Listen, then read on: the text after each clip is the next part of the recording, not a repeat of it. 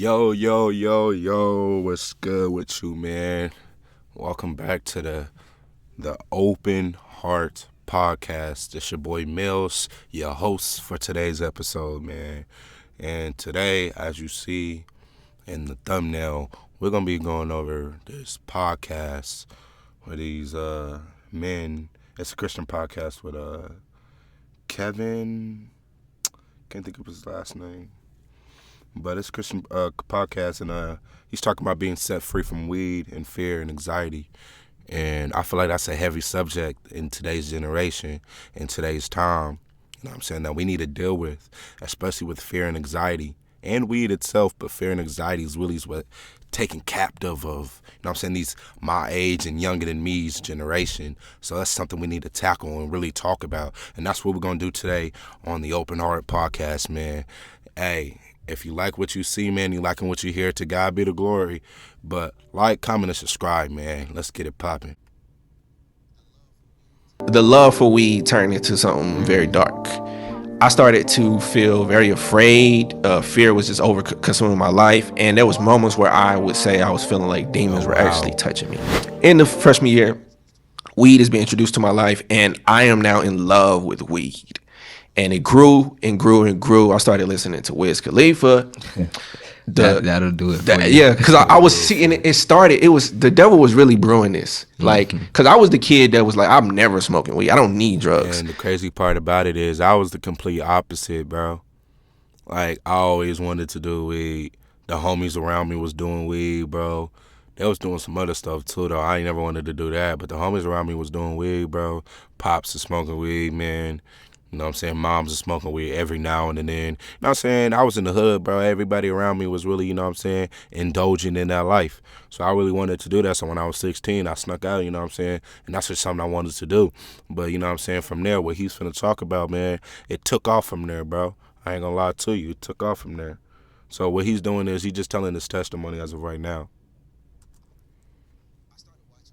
I started watching Wiz Khalifa because there was people that I knew that was telling me like, hey, he's cool and all of this. So I would go on YouTube. He has like a whole long vlog series of years of vlogs. And I was just over the summer just watching it and ingesting it. Just really just, oh man, this lifestyle is cool. It's cool. So when weed was actually introduced to me, I had the opportunity. It wasn't something I was like, nah, I'm not doing that. I gave it a shot.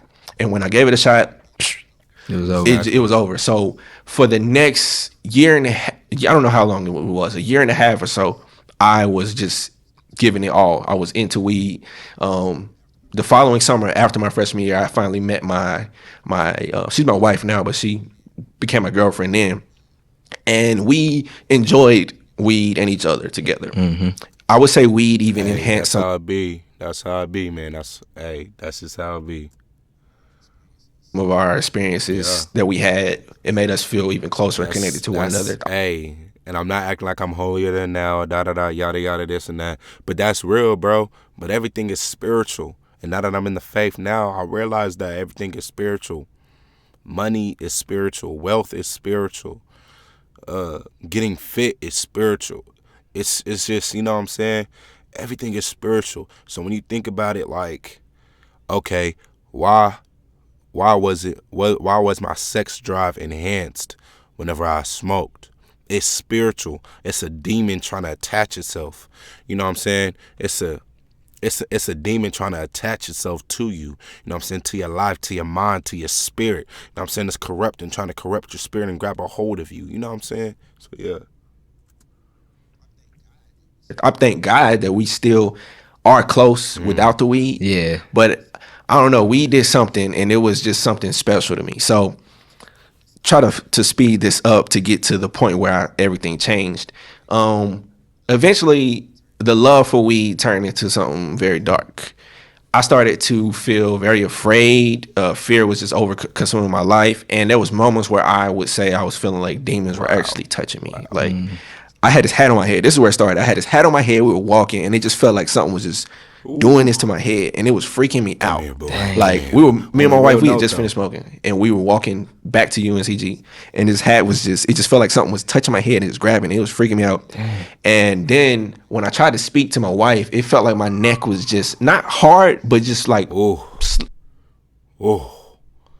ain't never had no experience like that, but whoa. subtly being gripped, like where I couldn't speak. I was trying to like really get her attention. She was in front of me, and I was like trying to speak, and no sound came out whatsoever. Wow. So for somebody who's already afraid, that's terrifying. Like, oh my goodness, something's happening to me, and no one knows but me.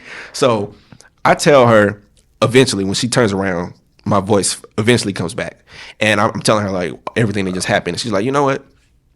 We're not smoking weed no more. So I was like, cool, yeah, we're not doing this no more. We done. You know what I'm saying? A week or two later, started back again. And I'm going to say something about that, you know what I'm saying? You can tell yourself I'm done smoking weed. You can tell yourself I'm done vaping. You can tell yourself I'm done fornicating. You can tell yourself stuff like that. But without Jesus, without Jesus, it ain't going to happen. I'm just going to tell you that 100%. I tried many times. Dabbling in fear, but it wasn't as bad.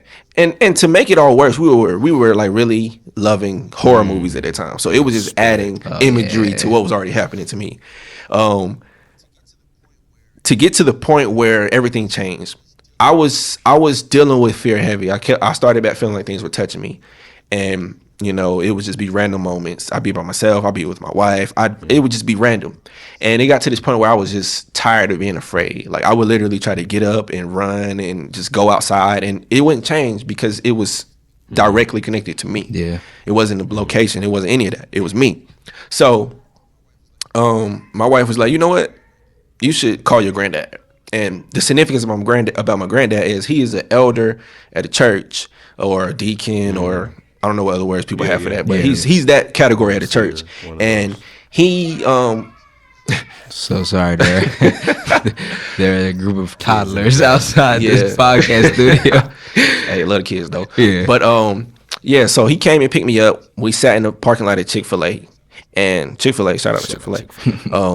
And he told me the gospel. He told me and explained to me that, hey, the things I was doing in my life had invited this activity, this demonic activity. To y'all?